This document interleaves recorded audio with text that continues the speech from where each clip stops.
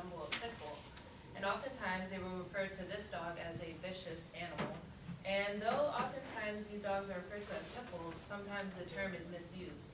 Due to this over-exaggerated and often one-sided representation of pit bulls, people often assume that all dogs with similar stocky body structures are automatically pit bulls.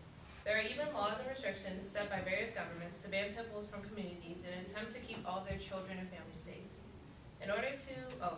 Such laws are now resulting in dogs even being taken away from families and also being put down in shelters. Tonight I would like to help take a small step in helping you all to see why pit bulls do not deserve the anger and spite that often people show towards them. And I will first give a brief description on the various definitions of a pit bull, explanation for why these laws are ineffective in communities, and also why you should care about the bad reputation that these innocent dogs have today in this world. So first, what is a pit bull?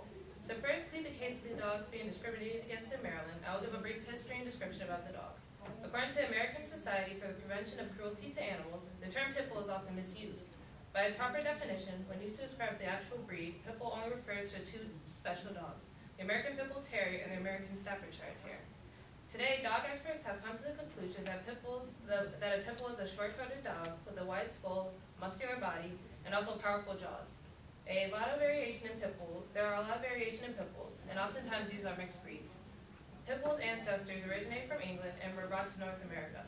The descendants were bred from the bulldog, which was used in baiting, which is a very violent crime. It was banned in the 1800s because oftentimes the dogs were put up against like large animals like bears and moose and other animals like that, and they were forced to attack them and bite them until they basically just lost a lot of blood and died.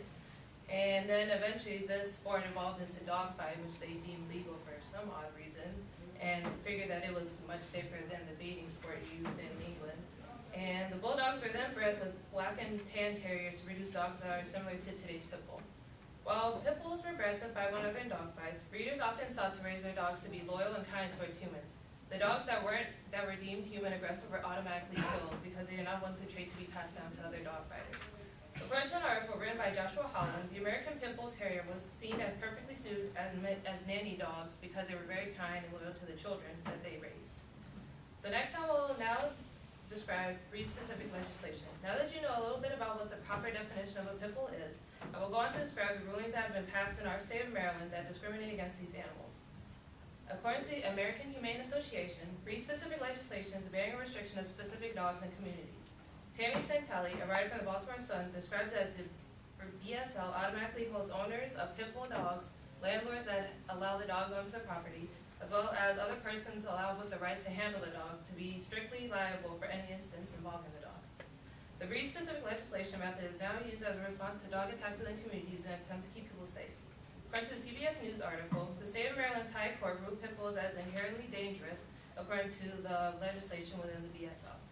There is much controversy surrounding the court's definition of pit bull since normally they don't give like a specific definition. They just see any dog that has like the broad shoulders and the head as all being pit bulls, which is incorrect because most owners associate their dogs as mutts, which are just like mixed breed dogs.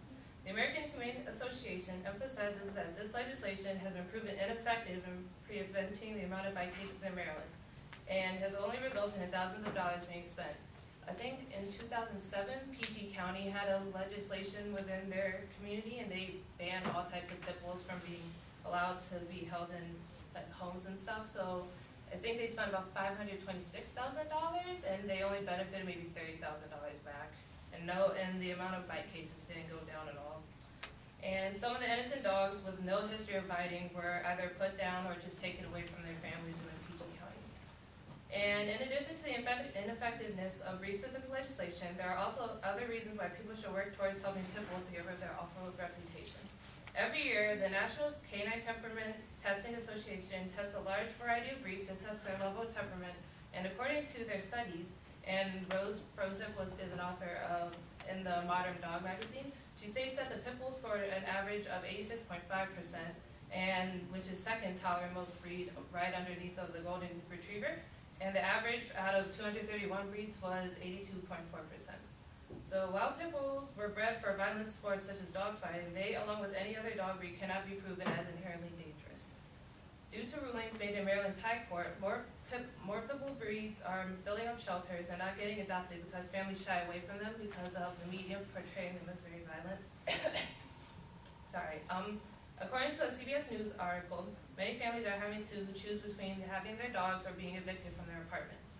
An example that I found in one article was a woman named Haley Myers and her friends were trying to get an apartment in Maryland, and the landlord was practically handing them the keys, and they mentioned that they had a dog, and he just asked what breed it was, and when they said pit bull, he automatically said no, because he did not want to have to deal with the liability of having a pit bull on his property. And according to an ABC News reporter, Brian Quipler, in 2013, a family was forced to give their 2 old pit bull mixes to a Baltimore shelter called Barks because of the BSL within Maryland. And I also got to meet these dogs because I volunteered at this shelter, and they were honestly the sweetest dogs there. Like, they were so kind, and they were just jumping up and licking people and stuff. They really had no reason to be taken away from their family. And Rose Frozek also states that any animal with teeth poses a threat to humans, so basically a hamster poses a threat compared to like a pit bull. Any animal with teeth can bite you, but that doesn't mean that they're just dangerous. And the media emphasizes dog attacks that only involve dogs that are like pit bull related. So many dog bite cases go unreported because if you get bit by like a poodle, it's not deemed as cool, I guess, in media standards. And so in conclusion, I just hope that you all gain a lot of knowledge, more knowledge about the pit bulls. So every Saturday I do volunteer at the Bark shelter where I help walk the dogs, and a good percentage of the dogs that come through are pit bull mixes and stuff. And so, sorry. Oftentimes they are saved from neglect, abuse, and even dogfighting arenas, which are still within Baltimore.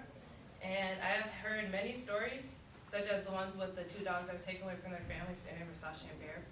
And they are not uncommon. Many families have had their dogs taken away, which is honestly unfair because they don't deserve to just be uprooted from their family and forced into a shelter. And not once when I've been working with these dogs have I felt in danger or anything like that. And some of the sweetest dogs I've ever encountered came through Barks. I personally think my neighbor's little Yorkie dog is more vicious because he barks like ridiculously a lot.